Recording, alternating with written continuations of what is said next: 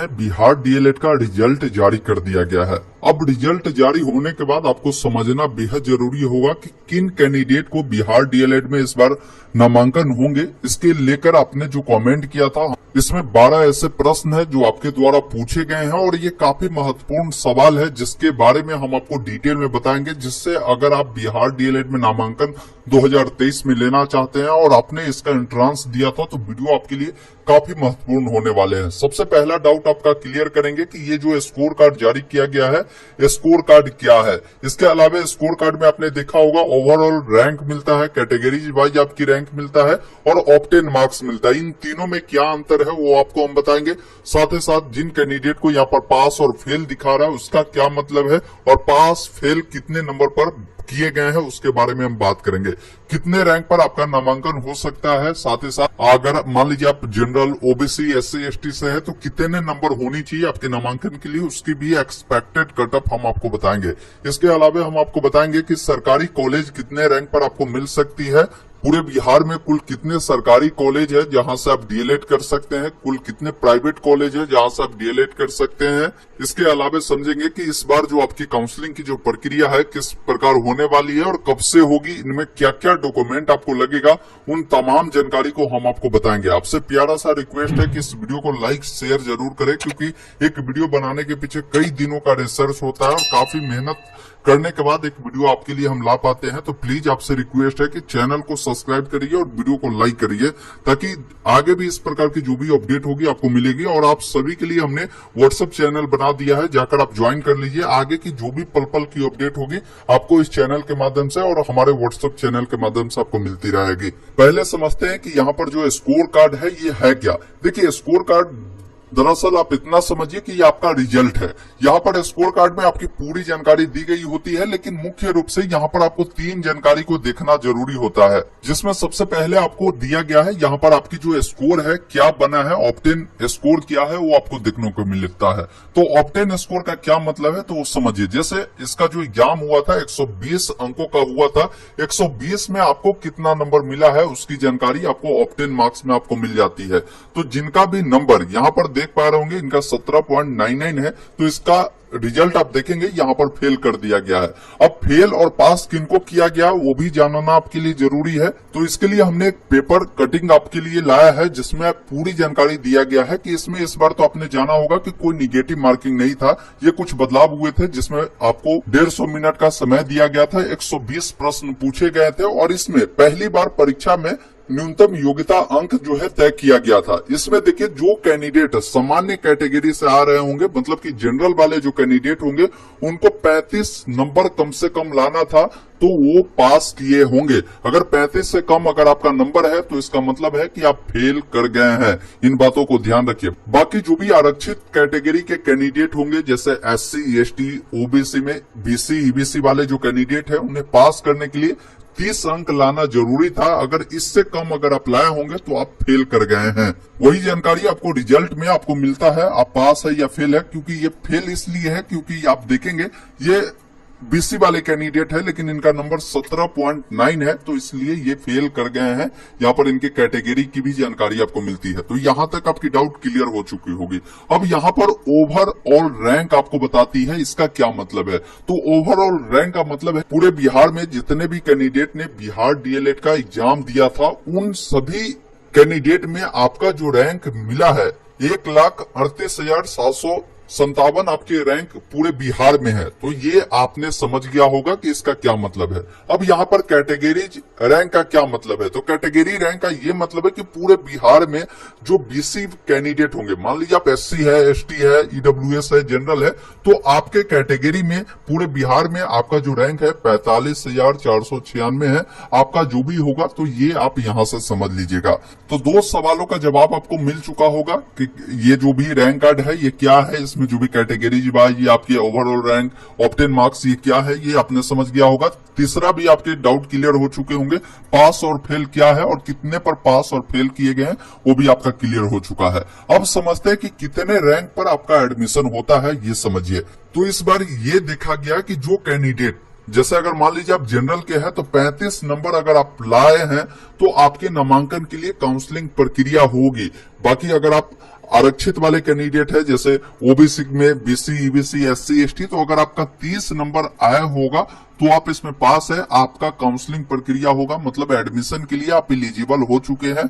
आपकी नामांकन प्रक्रिया के लिए आप काउंसलिंग कर सकते हैं। काउंसलिंग जो बच्चे करेंगे उन्हीं का नामांकन होगा, इन बातों को ध्यान रखिएगा। बाकी कितने रैंक पर आपकी नामांकन हो सकती है, जैसे अगर जनरल, ओबीसी, एससी, एसटी के है तो उसके बारे में भी हम बात करते हैं। सरकारी कॉलेज कितने रैंक पर आपको मिलेंगे, साथ ही साथ कुल कितने सीटें हैं पूरे बिहार में सरकारी कॉलेज में, प्राइवेट कॉलेज में कितने हैं, ये जानकारी जो है, ये चारों जो प्रश्नों का जवाब है अभी आपको यहाँ पर मिलेगा। ये एक एक्सपेक्टेड कटअप है, क्योंकि एक्सपेक्टेड इसलिए हम आपको बता रहे हैं, ये अनुमानित कटअप है, इतना कटअप आपको जा सकता है, इसमें 2-4 नंबर आगे पीछे हो सकता है। ये एक डाटा पूरे बिहार के जो कैंडिडेट ने एग्जाम दिए थे उनके द्वारा लिया गया है, और तब हमने आपके लिए कटअप एक्सपेक्टेड बताया है कि अगर आपको इतना नंबर तक है तो आप अपने आप को एक सेफ जोन में मान सकते हैं कि आपको सरकारी कॉलेज चाहिए तो कितना रैंक है, तो आप बिल्कुल निश्चिंत रहे कि इतना में आपको सरकारी कॉलेज मिल जाएगा, प्राइवेट के लिए इतना है तो आपको प्राइवेट मिल जाएगा। लेकिन इसमें भी कटअप और भी कम जाएगा। क्यों?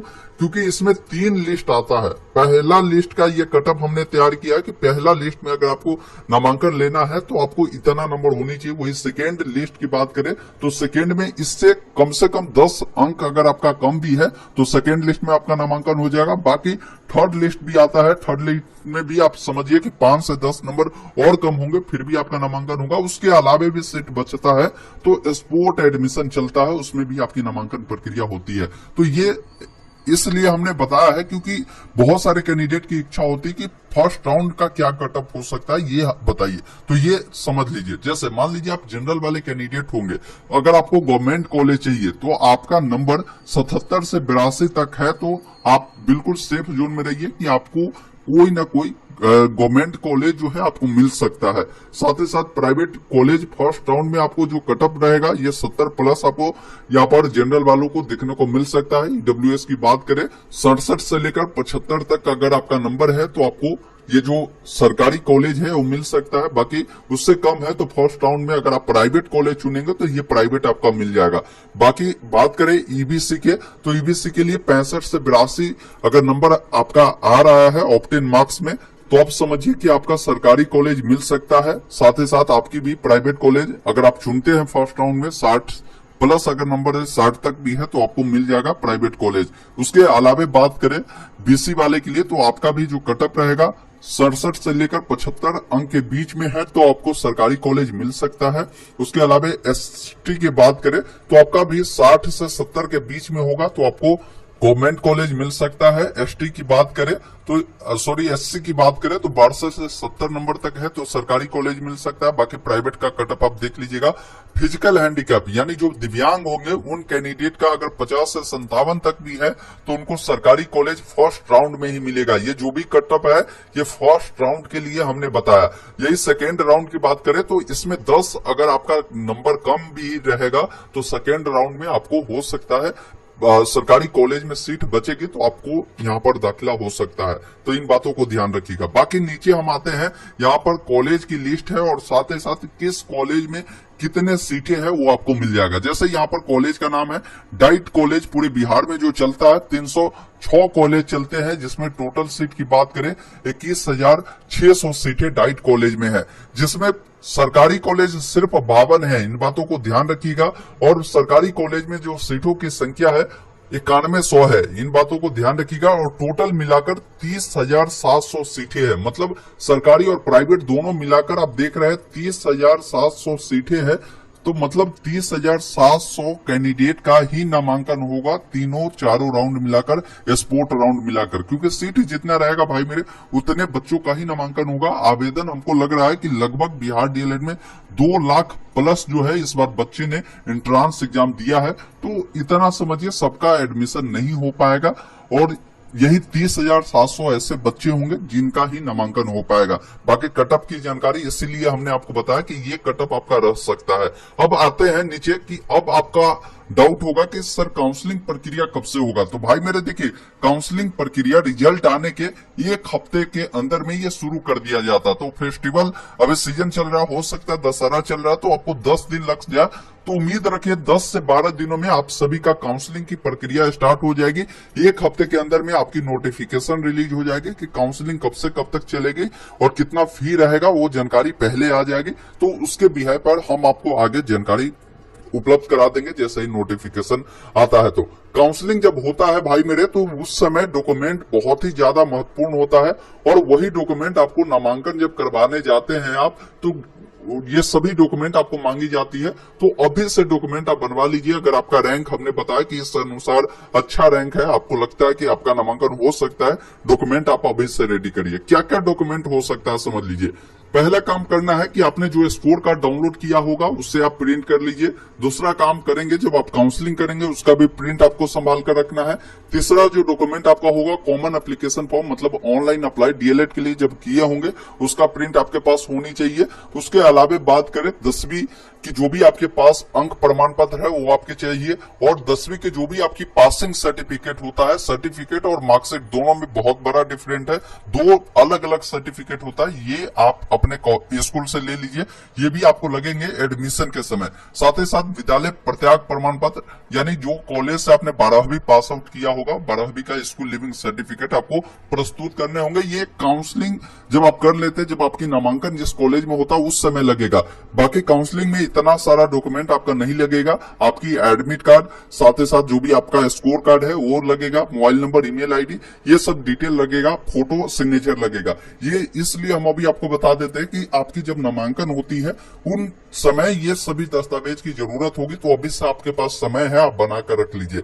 बाकी यहाँ पर आप देखेंगे, हमने बताया कि आपको स्कूल लिविंग तो लगेगा उनको जो बच्चे 10वीं 12वीं के हैं। ये महाविद्यालय प्रत्याग प्रमाण पत्र उन बच्चों को लगेगा जो ग्रेजुएशन पास आउट है और डीएलएड में नामांकन ले रहे हैं, उनको ग्रेजुएशन वाला लगेगा। प्रोविजनल जो प्रमाण पत्र होता है 10वीं 12वीं या ग्रेजुएशन लेवल पर आप फॉर्म को भरते हैं, ग्रेजुएशन वाली क्वालिफिकेशन फुलफिल किए होंगे, तो उस अवस्था में आप अपने स्नातक का भी लगाएंगे। आचरण प्रमाण पत्र जिसे कैरेक्टर सर्टिफिकेट बोला जाता है, ये आपके स्कूल से ही बन जाता है। ये नहीं कि आप आरटीपीएस वाला लगा, या आपकी इच्छा है तो आरटीपीएस वाला भी अगर आप बना हुआ तो वो भी लगाए, अन्यथा आपके स्कूल वाला भी आपकी कैरेक्टर चल सकता है।